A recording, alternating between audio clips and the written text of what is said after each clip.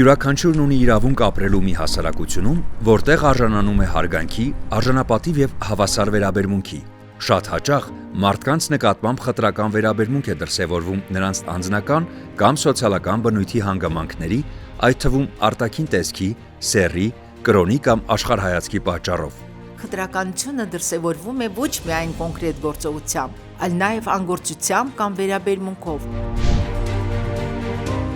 Ապահովելով խելամիտ հարմարեցումներ ստեղծենք միջավայր, որտեղ բոլորը կարող են ներգրավել, անկախ իրենց ունակություններից և անձնական բնույթի այլ հանգամանքներից։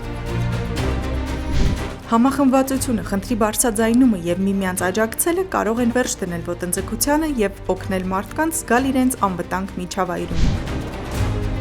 Երբ մենք ընդունում ենք մեր բազմազանությունը, կառուցում ենք ավելի ուժեղ, ավելի ներառական հասարակություն, որտեղ յուրաքանչյուրս իրեն ապահով է զգում։ Մենք չենք թիրախավորում նրանց, ովքեր գործողություններ են ձեռնարկում ուղղված իրենց իրավունքների պաշտպանությանը կամ աջակցում են խտրականության ենթարկված անձանց։